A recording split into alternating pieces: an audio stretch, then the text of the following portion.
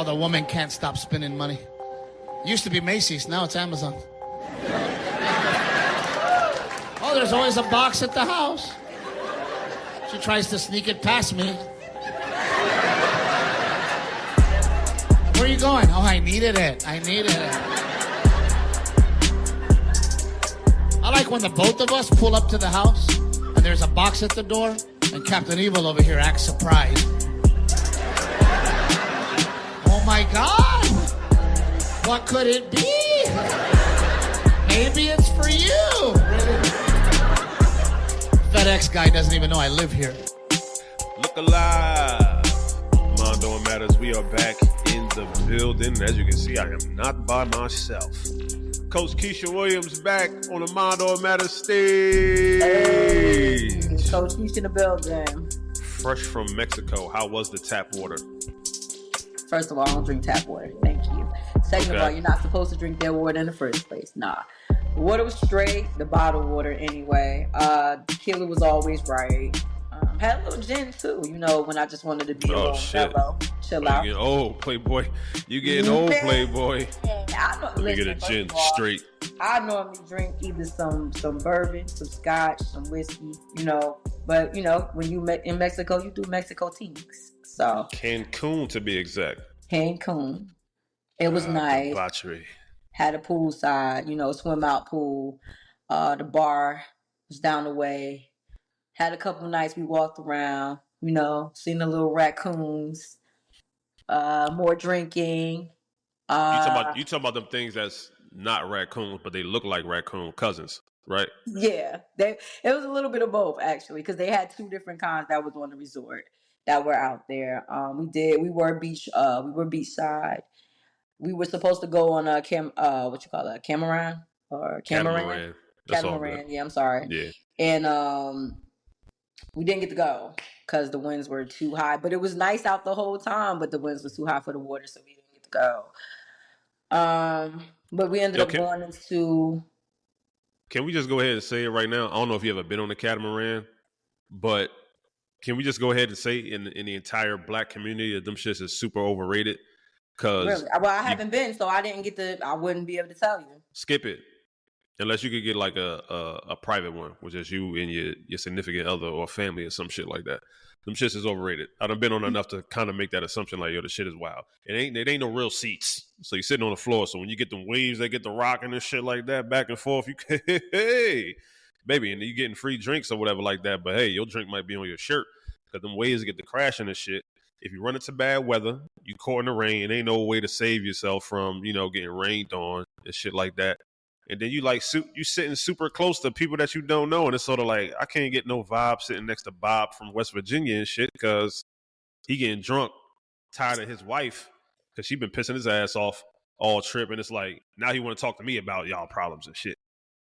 But speaking of, though, being that you just got back, I got to ask this question. Is this your first trip with somebody out the country? No. What's the protocol when you beefing with your person that you with on vacation and shit? Do you got to keep it cool and like play it cool until y'all get back to the airport? Or do you just have it out right then and there? Get your fucking bag, man. Yo, you crazy one. Wow for that one. But seriously. For me, I would figure if y'all having a disagreement, squash it right then and there. You know what I'm saying? If y'all on vacation, you shouldn't be... First of all, y'all went away to have fun. Not to be squabbling, not going back and forth. You're supposed to be relaxing and chilling. And, I mean, that could be with anybody, whether it's your significant other or friends. Like, yeah, get into a space where everybody is chill. There's no alcohol involved, of course. Because, you know, that heightens the situation. And just hash out what's going on. Like, I look at it like this. I've seen this, you know. That's a part of what we always talk about with the emotional intelligence with friends, family, or whoever it may be. Listen, if I love you or I care enough about you, I'm going to say something about it. So it's not, we didn't pay all this money to ruin my trip. I'm not about to be all out here in my feelings, my rest of my trip to enjoy myself, and you acting like, you know, it's whatever. That's not why we came here. You know, you Yeah. definitely gotta get it out in the open, clear the air, so we can go back to doing what we're doing. And I think in relationships, that's a big issue with communication, uh, profoundly, because it's like, well, I'm standoffish, I'm shut down, I don't want to talk about it right now. But then it's like, okay, so when is it the right time to talk about it? That's just like, when is it the right time to do anything in your life? Excuse me. If we don't have it out, if we don't have out and have our way right now, it's only going to fester, and something small gets turned into something of the size of a watermelon. And then now, all you got is the blame game, and nothing's being resolved. I wonder how you could beef with somebody, like, let's say like one person funded the trip, like the person that didn't pay no cash towards the trip. It's like you kind of gotta shut the fuck up the whole trip. That's kind of like, damn. No, I wouldn't say you gotta. No, you do. No, yes, you do. No, you don't. Yeah, you do. You don't. You better be quiet while I book these 4 days, 3 nights.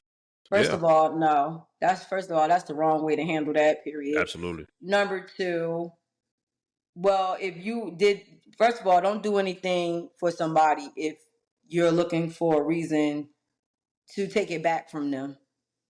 There was no point for you to fund the trip in the first place. And if I didn't ask you for it, and you decided to do this for the both of us, and now all of a sudden there's an issue, why are we here? Why did you even bring me? If that was one of those, oh, well, I paid for the trip. Oh, yeah. Then you're going to have somebody looking at you sideways like, well, if you did it to throw it back in my face, then why are we here? No, nobody said that. Nobody said that. I mean, that's what it's given. I'm not saying that's not what it's given. If I came out of pocket for this all-inclusive, that's not. And we got beef, I'm going to go with what you said, right? I'm going to say, yo, that's good advice. And I want you to keep the energy of like, yo, you want to maintain the peace while, thank you, sweetheart. Maintain the peace while we on vacation. I'm cool with that advice. All I'm saying is, if we in our heightened sense of feelings, I'm not about to stop drinking. I don't want you to stop drinking. But if you got some words that you want to share with me, like it's going to be heated, you got to wait till we get to the airport. Why would we wait till we get to the airport? Because I paid for this all-inclusive. When you're going to and if you're going to start talking crazy, you can't talk to me crazy in the room I paid for, goddammit. Listen. See, now you setting the bar for we're not communicating properly. We're going to communicate like we've been communicating at this moment, because what I'm not about to do is, one, become a child and feel like I can't say anything. You're going to consider my feelings just as well as you want me to consider your Absolutely. Feelings. But then but what we're not going to do is feel like, oh, well, we're on this trip and you going to sit down and shut up.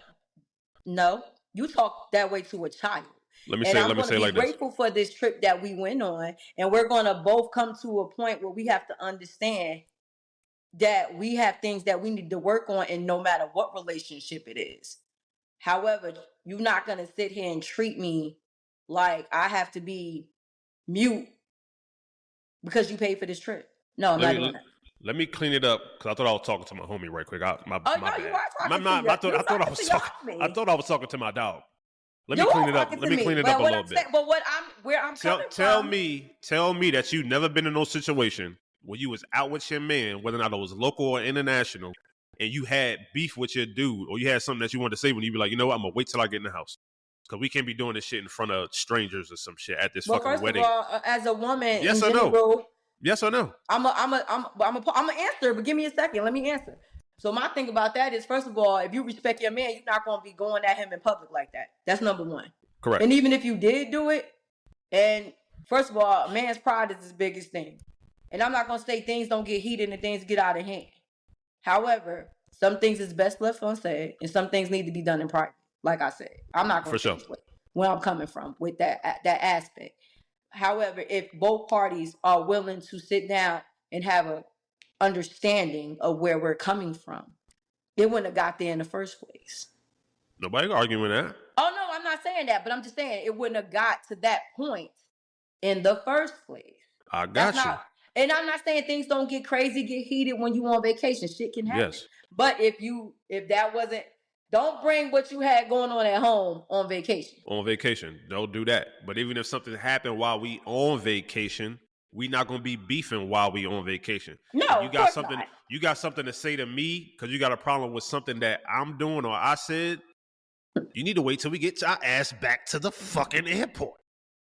We not doing this shit in the. You're still in a public place. You're still trying to do No, something man, in because I don't public. want to You hear said it in at the villa. airport. I don't want to hear it in the villa. It can be in the airport. People argue in the airport all the time. That's what the fucking airport's for. Well, look, how about we do this? We do it on the beach and you can throw me in the water and I can push you down and then we'll get over it. All right. Till a motherfucker get held down underwater, then it's gonna be hey. Well, see, we But ain't anyhow, talking about drowning. all right. We ain't talking about causing no bodily harm. Yeah. Yeah, So that's wild. mental health check-in coming off your vacay. I know you back, kind of got into the groove of everyday life or whatever like that. What's your score? What's your number? How you doing? Coming back from vacay, I'll say right now I'm at about an 8.5. 8.5 is fantastic. Fantastic. Yes. I'm at a 9.5. The person I spoke to off camera, I had my wife. She delivered me a nice little smoothie. I felt bad that she was drinking without me, so I'm like, I need some refreshment. I appreciate that. Very good, very good, very good. I'm at like a 9.5, Shout out to wifey for the smoothie.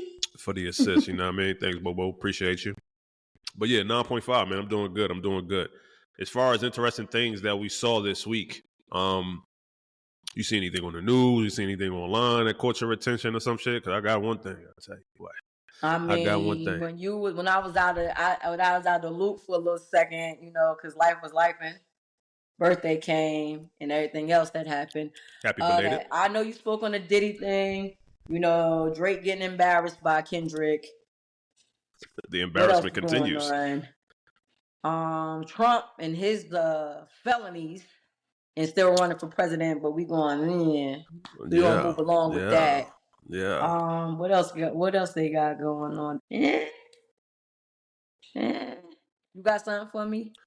So yeah, of course, I spoke about the Kendrick and Drake shit. You had sent me to join on Instagram saying that Drake had removed all his diss tracks off the social platforms or whatever like that. I found that very interesting. Yeah, I found that very interesting. I guess he didn't want I guess he felt like the rap beef was not rap beef, so he needed to reel himself back in because I felt like a pop artist that they still considered to be a rap artist, and you had no real bars to answer to this man. So now you really feeling like, I think I shouldn't have took that one. I guess we see who you thought won. Okay. Clearly. All right. I like that. But nah, I found that interesting. I know he was just trying to wipe the slate clean, get into his summer bag. I know he got some new songs out. As terrible as they are, I know if he was trying to transition off that shit. But speaking of music, you ever get hit with some nostalgia and you just be like, oh my God, you just transported me back in time. So Whoopi Goldberg on The View had brought back the cast of Sister Act 2 to sing the song at the end of the movie, When Jesus Washed. I'm sitting up there like looking at these old motherfuckers rocking out. I'm like, yo, I used to sing this in the crib when I was a kid. And it didn't dawn on me. I'm like, yo, what anniversary is this? It's been 30 years since Sister Act 2 came out, dog. Yo, we getting old as shit. They was up there singing in their late 40s, bro. I'm like, yo, for real? But they did an amazing job. They all sound good. My man wasn't able to hit the high note like he used to. What's his name? Ryan Toby. But that shit felt good to see that, man. I love to see it. And Whoopi was in the... I'm pretty sure it was great, right? I mean, I seen a post on IG about it. I just happened to scroll. I just read it and scrolled past. And I said, oh, that was what's up. And then just like not to say that I didn't care about it. Because, I mean, I think back in like 8th grade, they had us singing that song. So it's like, it's definitely a great moment. She was in a nun outfit too. Oh, man, that shit was cool. Right. I'll have to go back and clip that so I can actually watch it. And for those who's wondering, no, Lauryn Hill wasn't there. She wasn't even close to the building. So forget about that shit. The other most interesting thing that I saw, every once in a while I come across like memes or social media posts from other podcasts, other YouTube channels that just make me my jaw drop in comedy or just shock and awe. Hey, yo, I saw this one. I was like, yo, it's probably some little shit, but I want Keisha to hear this shit because at the end of it, when I got to the end of the story, I said, very bizarre stuff. And it goes a little something like this. How long you been together? A year and some change. And how old are you? I'm 28. I'm 28. If he gave you a guilt-free pass to have fun with anybody in the world, would you take it? I'm a woman lover, so we have threesomes. So, baby, who do you want? Because I want her too. You have threesomes together? Yes. How would that even become a part of the conversation? I like women, and respectfully being in a relationship. If I like her and he likes her too, then why not? So you don't feel any type of way about seeing him inside another woman? No, of course not, because it's not. I don't see it as like I'm sharing my man. We're pleasing a woman together. We're a team. That's how I see it. Have you ever thought, hey, can I invite a guy in one time? I'm going to be completely honest. I'm not attracted to men anymore. He is the last of the last. He snuck in there. Like, if I wanted two men, a female could provide me. Even though it's not a dick from a man, she could pull the strap on. And it's the same. It feels the same to me. When I say my jaw literally dropped to the bathroom floor, I said, what kind of dystopian futuristic world is we living in now? Let me put my fucking self in the shoes of the man right now. Did this heifer just go on this man, this stranger, on the street with a microphone and a camera, tell this man that we was in a relationship for a little over a year, that we had threesomes with other people, but she is no longer attracted to men? Hello, I'm a man. No, but listen, quote unquote, he snuck in there. What the fuck is that? Like, I came in the store before they closed? Listen, like, so hold on, dog. you ever go into the store and they be like, oh shit, we supposed to be closed, but we'll take you? And you just be at the register like, all right, fucking, we about to get up out of here and shit. Let me buy this shirt and get the fuck on and shit. Bro, remove yourself from that girl immediately. I'm no longer attracted to men. Not immediately. And why the fuck why did your lack of attraction for men start after me?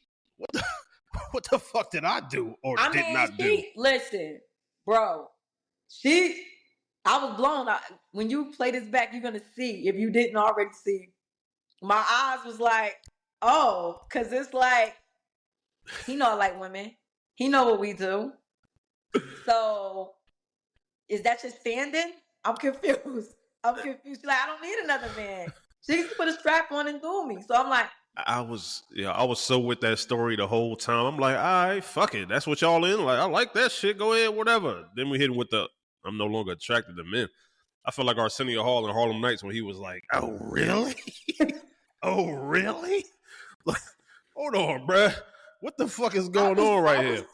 I was blown because I'm like, so why y'all together though? But I'm like, now the dude looking as confused as the guy interviewing, like, okay. Yo, the shit was so bizarre, man. What's your thoughts on that, man? What would happen if you got into a relationship with somebody in the midst of a year going past? Maybe not even, well, let's not say you with a dude that says, I'm no longer attracted to women. Hopefully that wouldn't be the case. But let's say he says, I'm no longer attracted to you. Is that an automatic, all right, well, I guess I'm leaving? I'm going to be up out of there. Like, I mean, if you're not attracted to me, there's no reason for us to continue standing next to each other. There's nothing else to follow in that conversation. Pretty simple, yeah. It's straightforward for me. You know, I'm like, deuces. You know what they say, exit stage left, right? Yeah. That's what I'm doing. It's no way in hell I'm about to continue standing next to somebody that's pretty much not attracted to me. Clearly you're not. So what is it about me that still got you standing here?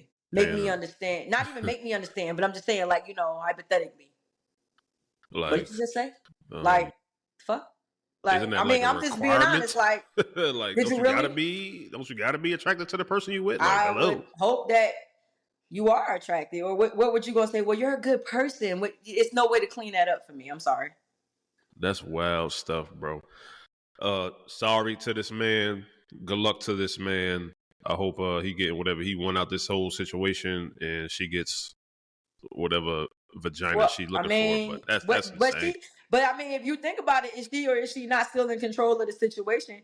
Because she definitely did say, if I'm attracted to her, he's attracted to her, then we busting down. This year, did she not say that? That's exactly what she said. Shorty maybe he liked that arrangement. Maybe he liked that arrangement, but I mean, everybody. That's gonna change that's gonna change how I operate going forward, though. I mean, most definitely. Hello. Why would you think that is something different than what it is? Yeah, it is what it is. So yeah, that one caught me off guard. That one caught me by surprise, and I had to bring it to the show. But whatever. So here in Mondo Matters, we like to pride ourselves on being a show that has, the uncomfortable conversations. So it can help you have those uncomfortable conversations at home, whether it's with yourself or with your partner or with whoever. But we like to start an uncomfortable conversation here today. So we have to ask, what is the topic of today's show? In today's show, we're going to be talking about primarily financial infidelity. The cheating that people normally don't even talk about. And probably everybody has done in the past in some way, shape, or form.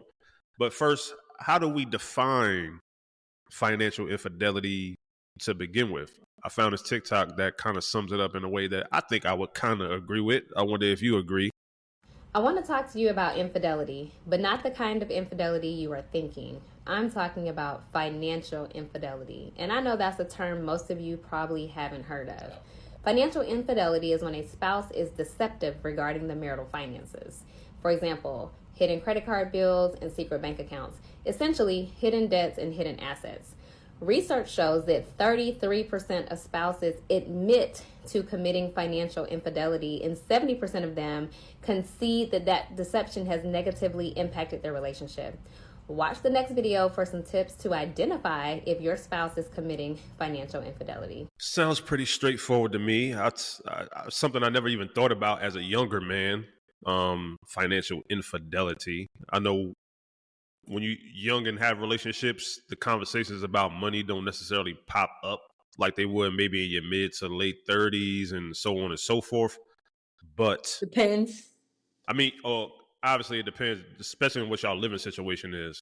If you're 22, 23, and y'all just kicking it over each other's crib every once in a while, then it's like whatever. But as soon as we gotta start, you read my mind because I got a little input about that. Okay, I mean we can talk about it. Go ahead. Listen, dated a person. Well, in a relationship with a person. I'm sorry. Yeah. Person was getting up like they was going to work every day. Right? Mm-hmm. They 2 years older than me, so okay. Then got to finding out they ain't got no job. So, right.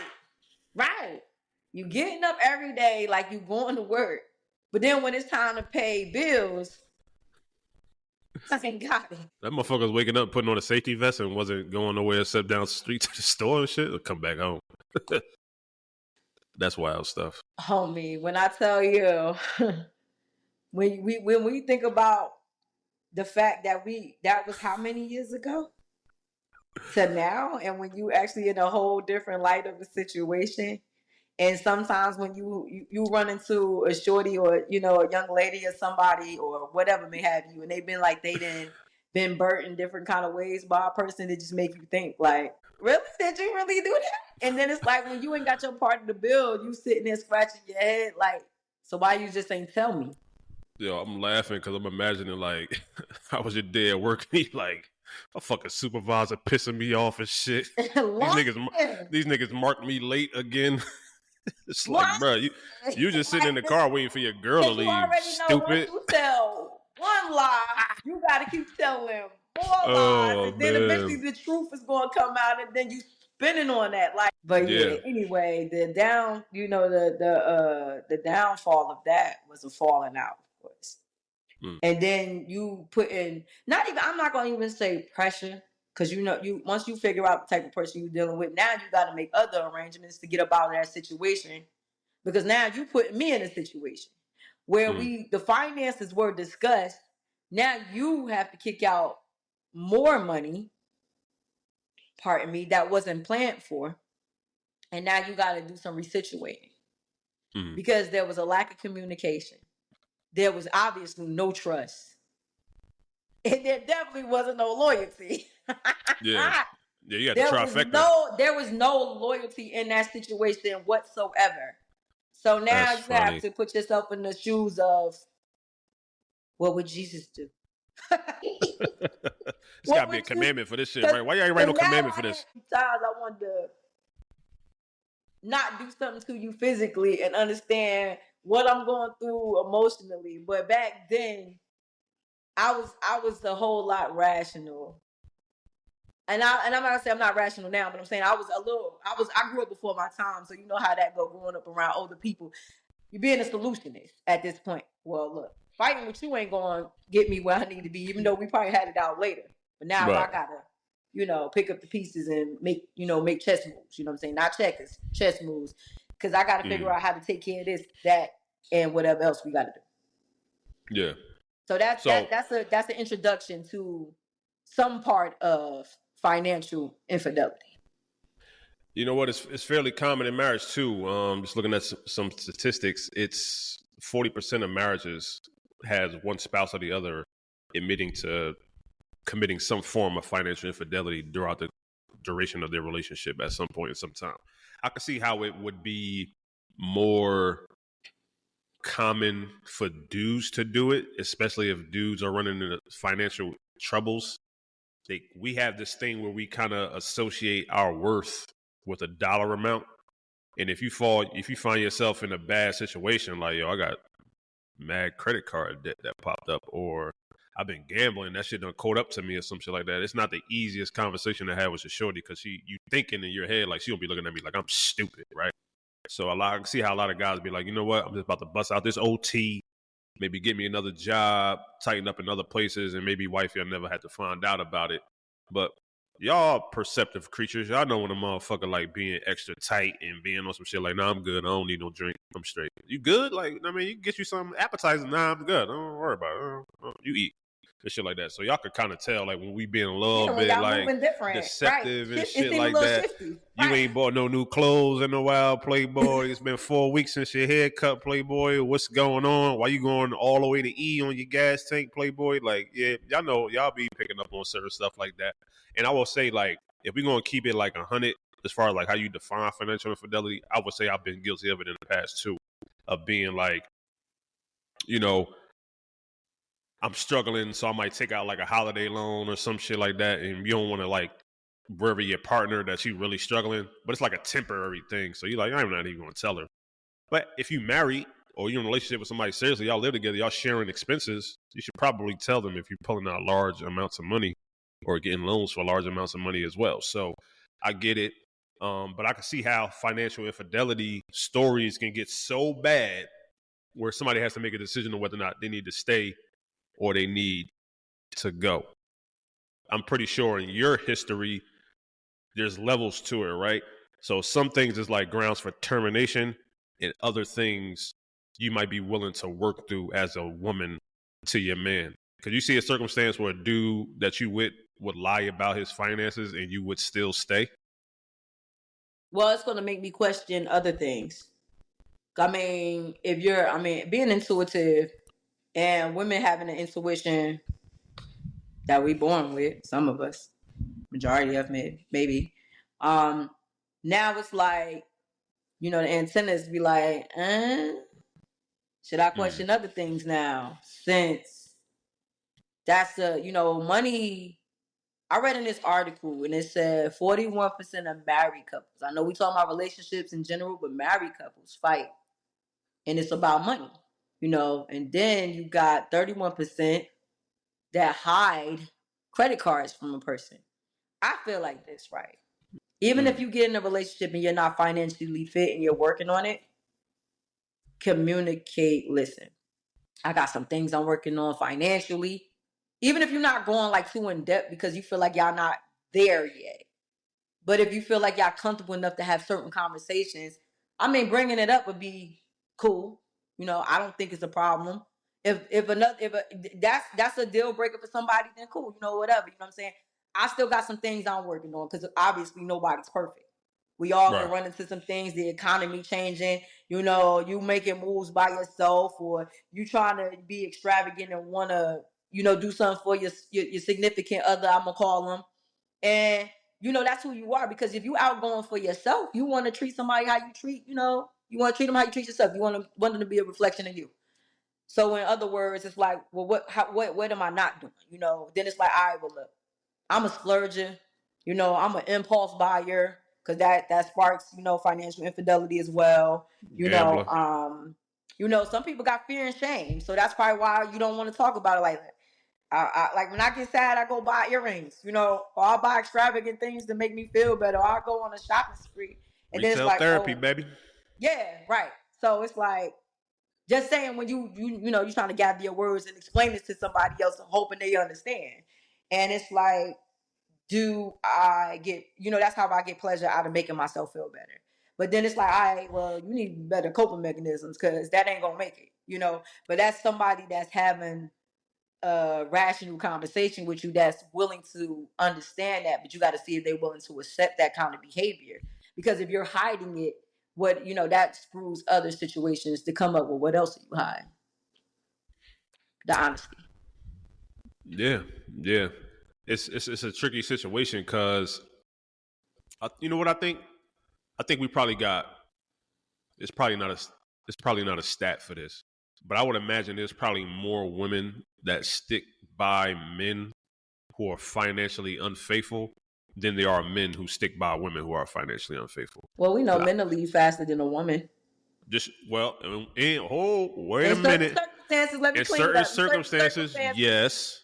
And in other circumstances where it evens out, is niggas will stick by their women more than a woman would stick by their man in similar circumstances. Right. So it even out. The playing field is even when it's all said and done. But I will say, it's something about playing with a man money that makes him feel like, oh, I can't trust you with shit. I don't even know if you can be a good mother. Right? Right. You can even see it like this, right? I see these funny ass little TikToks or YouTube videos about women like sneaking Amazon packages in the crib.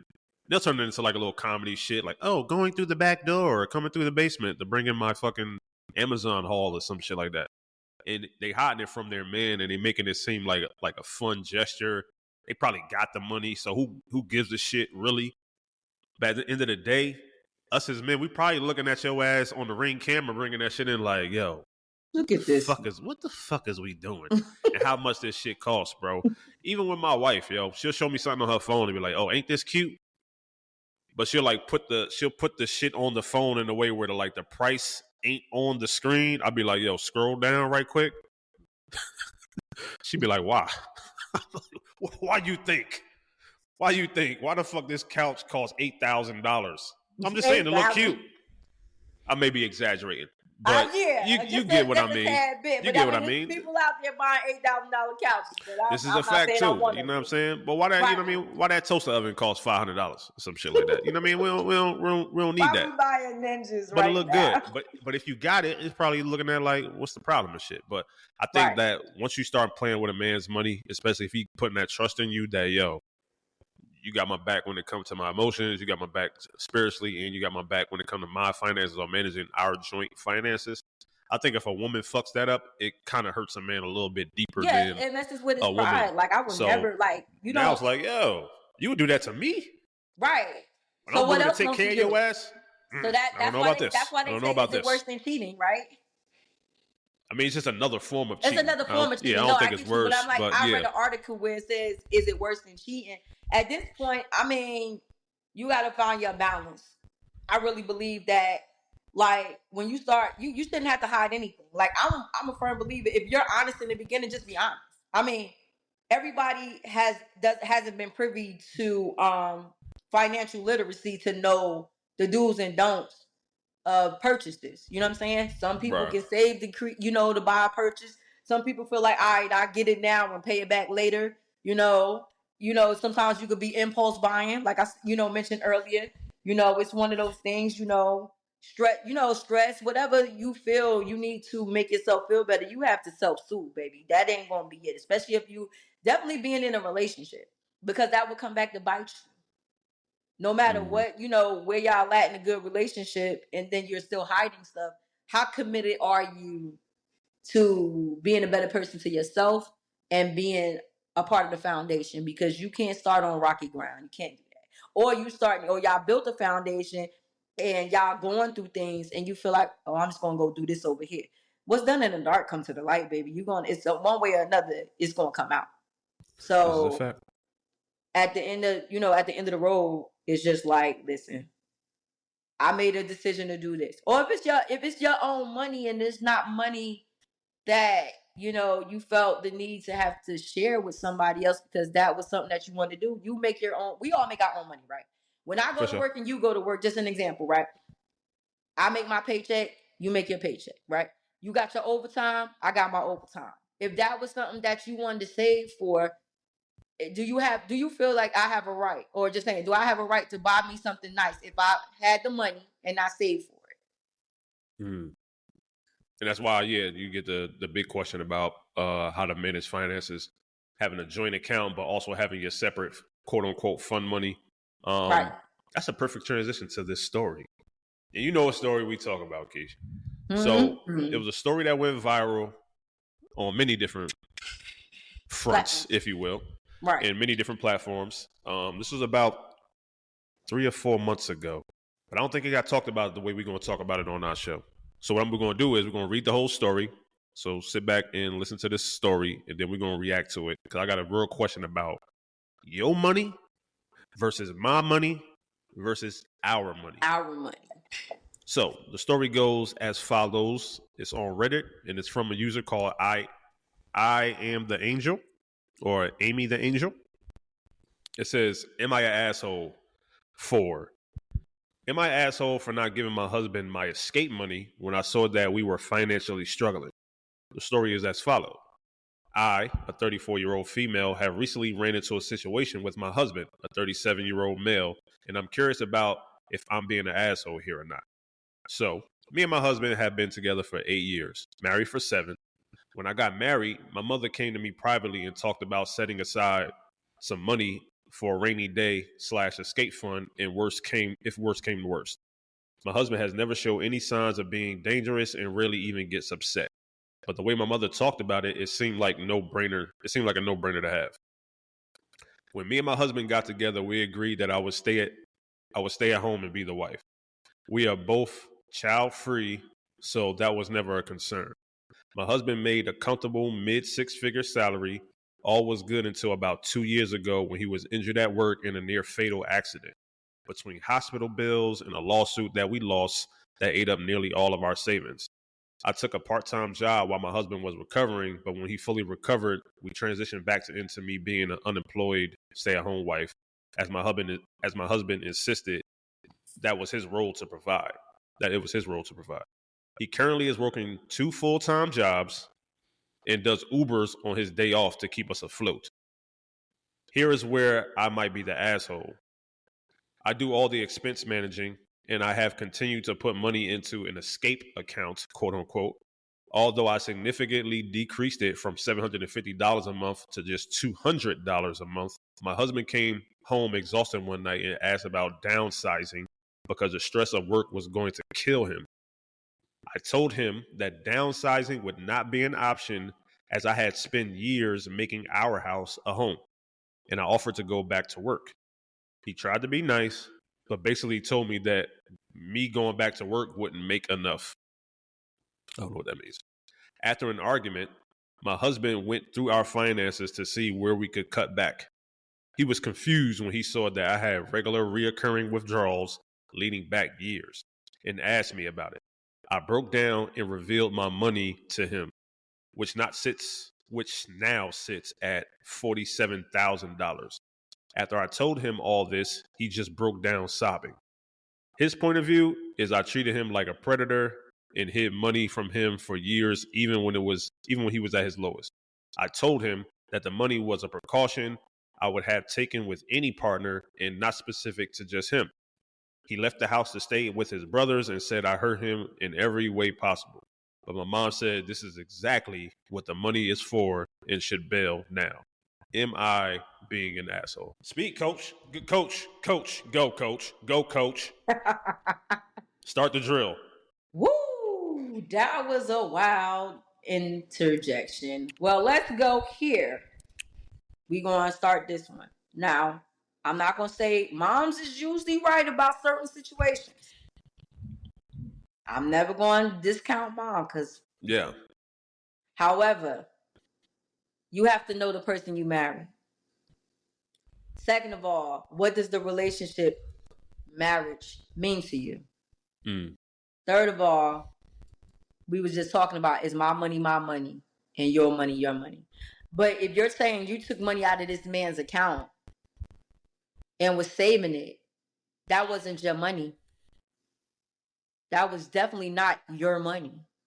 You built something off this man's back because you were at home and he gave you that privilege to do that. And I think for them, they should have been in a situation enough to understand we may fall on hard times.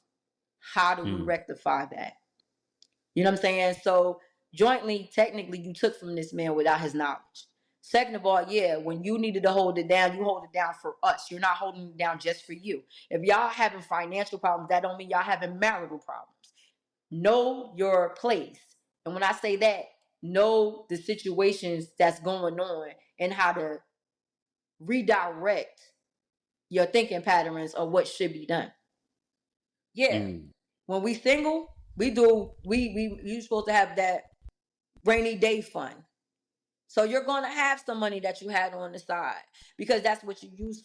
You know, if you were brought up to know that, all right, well, I got to have the old fund, you know, whatever. The just in case fund, you know, that CD that you spinning around. You know, there's different ways of saving money and still including your spouse.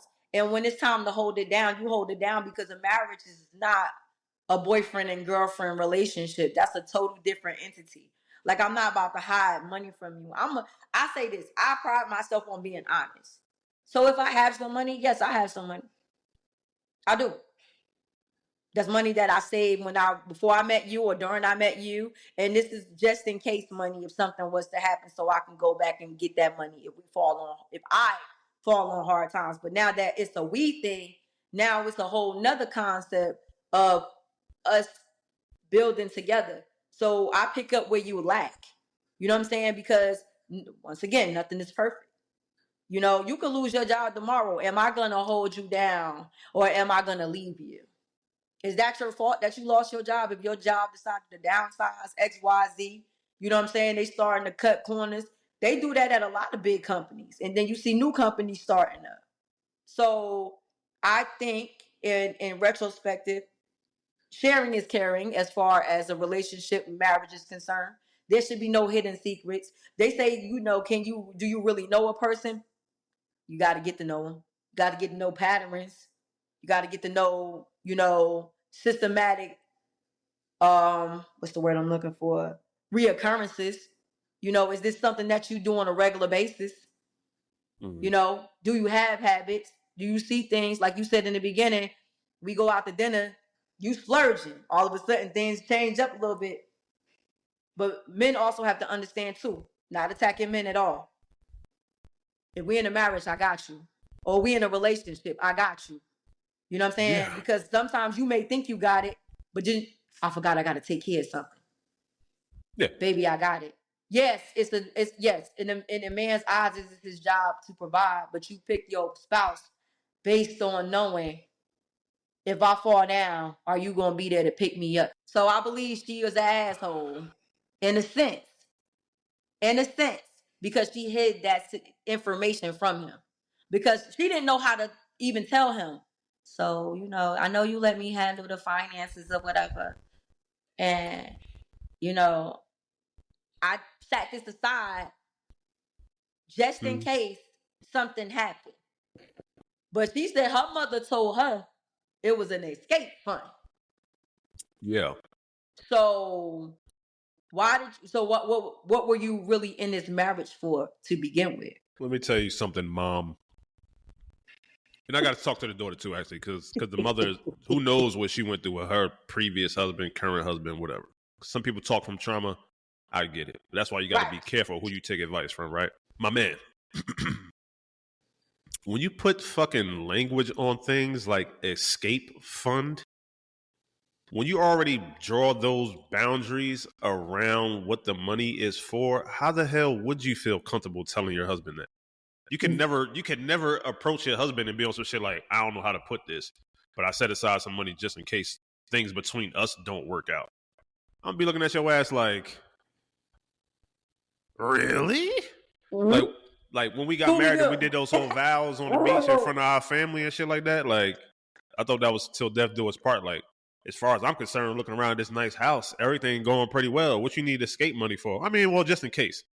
However, if you was able to put it and articulate it in a way that says something like, you know what, babe, I have something inside of me that is coming from a place of insecurity, that if God forbid something happened between us, that I wouldn't feel like I would be taken care of financially. Now, I'm following your lead in the sense of, you want me to be a stay-at-home wife. That's something that you wanted. I offered to go back to work, sir, to make my own money or help out with things. But you said, no. Sit your ass down. I'm going to work the 2 jobs and do the Uber on the weekends. Since you want me to sit down and I can't make no money for myself, whenever this money does go into a joint account or our fund, I'm telling you right now, if shit goes sideways between us, and I don't know how this alimony shit going to play out, I'm going to feel financially insecure. So can we come up with some arrangement where I could set aside some money or have something written down that says, in the event of us getting a divorce, that I would have X amount of dollars, or I get the crib or something? Because right now you handicapping me. A woman can only work to a certain age where she'll be like a valuable employee to a certain business, right? A woman out there trying to get a job in her 40s is going to be very, very difficult. So I would say it's so much shit wrong with this story, but at the same time, there's so much shit with this story that got me torn. If I'm a husband and I tell my wife to sit her ass down, stay at home with our kids, or just stay at home and be a wife, take care of this beautiful house and turn it into a home, and I don't want you to worry about bringing in money, I'll take care of that shit. And I put our money into a joint. But hold on now.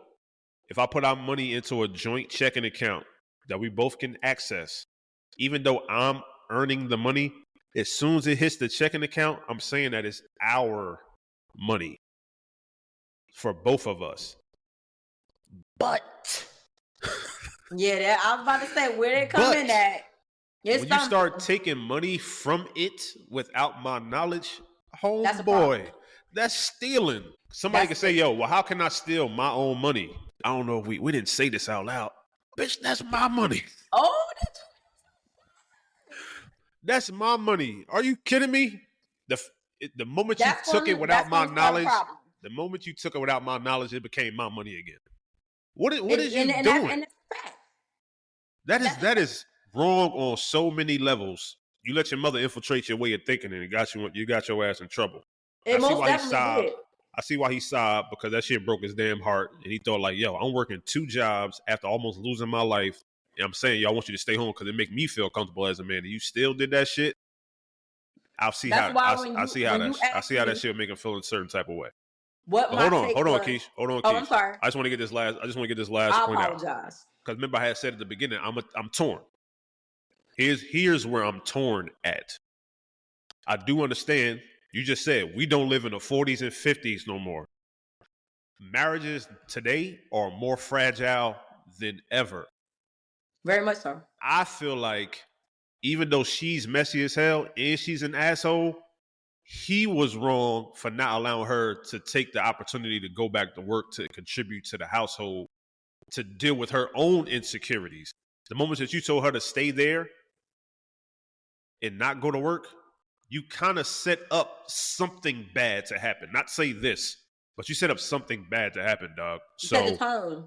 Yeah, you set a bad tone as a leader. Right, because now she feels like she's handicapped and she has to ask you for everything. And it's like, well, how do I feel comfortable not making my own money now? And I have to ask you for everything. And I'm not able to just go and do things. I have to inform you on every move that I'm making. So now you didn't set up clear boundaries. You set a boundary, but you didn't set a clear boundary of what is feasible and what is not. So now I agree with you. It's both of them. It wasn't just her, but she asked the question. Was she an asshole? Yes. Because first of all, we all know when you get married, there's 3 strands to rope: wife, husband, and God. So no offense to moms, no offense to nobody. When it comes to your marriage, you don't let nobody come in between your marriage. I don't give a damn who it is. I'm sorry, I'm not being disrespectful. But if you feel that way, that is your own opinion. When it comes to marriages, nobody from the outside is supposed to come on the inside of your marriage. What you got going on, even if you vocalize it to anybody else, it's still your job to protect your marriage. Because, like I said earlier, I pick up where you lack. We can have all the confidence in the world, but we all have flaws. We all have weaknesses. And if I'm not good at something, that's when you come in and say, baby, I got you. You know what I'm saying? So I don't believe she was truly wrong. She's going by what was in when you plant what we talked about before about planting the seed. When you plant the seed, it's gonna grow. But if your first action is an escape fund, it's like, damn, you already set us up for failure before we even really got started. Yeah. Did you really believe in this marriage? Did you believe it was going to work? Because what they tell you about manifestation, when you plant a seed and it grows, and if it grows negatively, you can't expect nothing else to come out of that situation but a bad situation. What is it going to change? Now you want to leave me because what? I'm at my lowest, so now you going? We're not going to solutionize this situation to figure out what we gonna do, but you gonna weaponize and make me the villain now? Because now, I ain't got it no more, so you don't love me no more. I never said that. It's just that now, instead of an escape fund, you should have been like, well, look, I know this might be a bad time to tell you this, but I took money and put it to the side if something was to happen. Yes. Your wording will definitely change a lot of that conversation. It changes everything. That dialogue is going to be everything. So asphyxiated on escape. Because all he heard was escaping. He said an escape. What? Everybody in this country that can afford it has some level of insurance.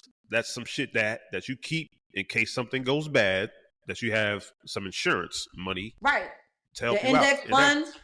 It's I don't have a problem. I have no problem with somebody having some shit like that in their marriage. But the moment that you start saying escape fund, it's sort of like, well, what do you mean? Like, what would be the parameters that would initiate an escape for you? Like, if I cheat on you, or if you cheat on me, or you fall out of love with me, or I fall out of love with you, or maybe I almost get into an accident at my job where I almost die, and now you're kind of looking at me like I'm fragile. So, when would this initiate? When would this fund kick in? That's the part that's so deceptive that gets me crazy. Because we still operating on the marriage. When did our vows kick in? Hey, that's a bar. Because that escape fund superseded the vows. It just was like, that went over my head. Like, that's dead serious. Like, I'm like, so that's why I was confused. I'm like, okay, I'm listening to your story. And you know, I'm not a woman basher or a man basher. I speak from both point of views because everybody has their right to their point of view and their feelings. And their opinion. So regardless of anything, where was your marriage being saved at in any of this? You felt like, he got into an accident and my mom told me about the escape fund.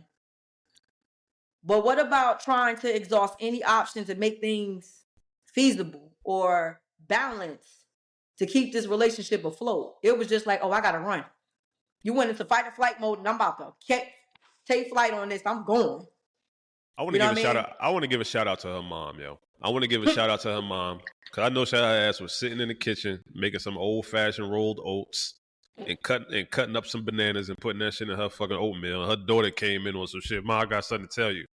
Her ass sat up there fucking kicking her feet in her slippers. It was on some shit like, see. That's what I told you. That's what I told you. That's exactly what this money for situations like this. You don't get your old dusty ass out of here. But was it your money though? No, it wasn't. But you think her mother? If her mom talking about escape fund, you think she cares that it was coming from the husband's pocket? Really? No, she just was trying to get up out of there. The mother don't work either. I'm sure. Don't matter. But anywho.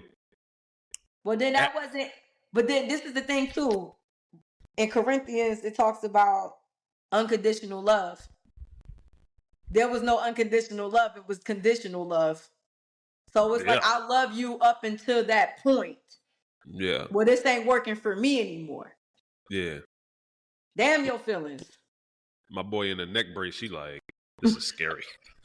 My boy, goddamn, the valves ain't kick in when my man came home with the back brace on. But check it. I want to ask a question real quick before we get out of here. What do we think if we could conversate about it and stuff? That's not a word. Converse. If we could converse about it, conversate. You cleaned me up earlier. I'm gonna clean you up, my brother. Yeah, you watch my back, I watch yours. So, what would be the most ideal financial situation for most couples in America? Is it we have a joint account together, and then you have your money and I have my money, and we discuss what we do with each other's money? Do we just have a joint account where everybody has access to it? Or number 3, we have a joint account and we both have our own separate accounts, but we have to tell our partner what we're doing with our own personal money. Babe, I want to go out and buy a new car. Do I have to run that by you? I want to go purchase a new laptop setup or a gaming setup. Do I have to run that by you first? What you think is the best scenario in your opinion as a woman? Well, we all got our hobbies and things that we like to do.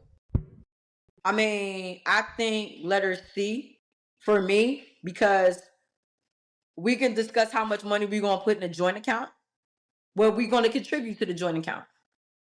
And then we also still go to work and we make our own money, obviously, not to make it seem like it's selfish or self and self. It's a unit. So if we could figure out how we built our foundation, how we got here, and the just in case money, and definitely I'll have my hobbies and things I do. You have your hobbies or the things you like to do, and you know what you like to spend your money on. And then we also like to spend money on each other. So yes. I think that would be a better option, letter C. I think that we should establish boundaries when it comes to the joint money, when it should be touched and when it shouldn't. Mm-hmm. There's always rules no matter where you go. And I believe growing up in households, our parents taught us that. So if you breach the rules of engagement, there's consequences. Great. If you have your money that comes out, I have my money that we come out. We agree to a joint account. We got to establish what this money is for. Facts. You know how much who put in. Not to say that we matching each other money. If we say it's a certain amount of money we're going to put in a joint account, and this goes to expenses, this goes to household, this goes to trips, X, Y, Z, whatever, outside of the credit cards and everything that we have. Don't breach the contract. It's a contract. Yeah, I tend to agree with that. I like option C. With the caveat too, there's so many different like financial resources that we could take advantage of that our parents didn't even have. Right. So like one of them is this app called Capital, right? It's Capital with a Q instead of a C. Like me and my wife, we'll have like a joint savings account where we're like saving up for a goal. Both of our checking accounts will be linked to it. I don't have access to your money. You don't have access to mine, but we can both put money into the goal, and we can see like how close we're getting to our ultimate goal. I feel like that leaves wiggle room for you to do whatever you want to do with your money and do whatever I want to do with my money, as long as we're reaching our goal on a steady basis. Or if we reached our goal, hooray, right? Save it for a crib, save it for a car, save it for an emergency fund. Cool. I think one thing that we can add on to that to make it even better is, let's say you have a hobby, right? You love designer bags, or you like shoes or some shit, or you like traveling or whatever like that. I would say if it's your money and we up to date on our goals and what our budget is, go do you. I don't care. Cool. The moment you start talking about opening up lines of credit or anything that might affect my credit score or affect my finances in case you can't pay for some shit, now it has to become a conversation. But other than that, I feel like, yo, do you. Like, as long as you put in what you're supposed to put in on a weekly or a monthly or bi-weekly, I really don't give a shit. Do you? But that's what we was talking about as far as when I'm saying the fact that we agreed on letter C, because now we built a foundation where we could discuss finances. We know what's going where. It's already set up. We talked about this. But that's the problem when you don't have fluent conversation, especially about finances. Lines can get crossed, and then now there's venom being spewed for unnecessary situations. Not to say anything is going to be perfect with that, but when you start doing things behind your spouse's back, or even in a relationship, if you're at an engagement point and y'all want to build towards that point, saying, okay, we started out, we going to live together in an apartment. All right, just before we get married, you either want to buy the house before or after. These are things that have to be discussed. Like when they say it's levels all the day, it's about when you elevating in your life, you're going to go to a higher point. So you still need more information, and you have to do your homework. Just like you did your homework to figure out that person when you got in a relationship, you got to keep learning each other because things are going to change. Nothing is inevitable. Nothing stays the same. So Wow. when we're not growing together, we're growing apart. So we have to figure out where that disconnect is and come back together. So I believe that that's always one thing to do. Once a week or once a month, you sit down and talk about your finances. Like saying, for instance, shits and giggles. They cut overtime at work, so you're not getting the normal situation. I know it. I know it. Listen, been there, know how it goes, and then you got to figure out another plan. Well, hey, I'm gonna do X, Y, Z until a certain point and figure out top tier. Is this the job for me? You know what I mean? You're not supposed to live off of overtime anyway. You're supposed to bank that money. Yeah. But in certain circumstances, if that's what you have and that's what you're used to, that's where you're going in that direction. So now you have to pivot and figure out something differently. So now that's when the discussion needs to be had. When you see things is not balancing out, when it's not making sense, now we need to have a conversation. Right. Most definitely. Yep. Then following that, write it down on paper. I'm a firm believer in writing it down. I know we got technology and everything. If you want to put it in your notes, put it in your notes. But definitely timestamp it, date it. Because remember, anything written on paper is a contract. You made a contract with yourself. You made a contract when you got into that marriage with the other party. So at this point, when y'all got that contract, don't breach your contract. Stay on course. Because once somebody deviate from the assignment, you're going to have problems. That's a good place to close the show, man. I think it's some valuable insight in there, valuable information. If you could take one resource from today's episode, I would definitely go with number one, go with what Coach Keisha said. Write stuff down. There's something about having things hit the paper written by your hand that just sticks a little bit more with your brain, with your spirit, and keeps you more accountable. So I say definitely write it down and keep it somewhere you and your partner can see. I'm pretty sure she would agree to that. And I would say another resource on the technology front, there's a cool app out there called Capital that I've used, and I brought my wife on board to it maybe a year after I used it. I want to, with the rules that you can set and kind of link it to your social medias and shit like that, I wound up saving like $13,000 like over the course of a year. And once she saw how well it was working for me, we became like a joint partner on it. So check out Capital. It's spelled with a Q instead of a C. I think it's like a little paid membership fee now, but I got in when it was free, so I don't know what to tell you. But anywho, got a couple of birthday shout outs before we get out of here. Want to shout out 41-year-old Lupita Nwango. Who else? Kanye West just had a birthday. Keenan Ivory Waynes. And last but not least, happy 49th birthday to Allen Iverson, the answer. Hey, Philly's own, man. A lot of people our age, favorite player growing up. You know, he started this whole shit with the tattoos and the cornrows and the rap albums and all this other stuff like that. So shout out to him. Happy 49th to you, brother. Any closing words from the coach? Hey, keep it clean, keep it neat, keep it classy. All right, we out. Till next time. Mount on Matters. Peace.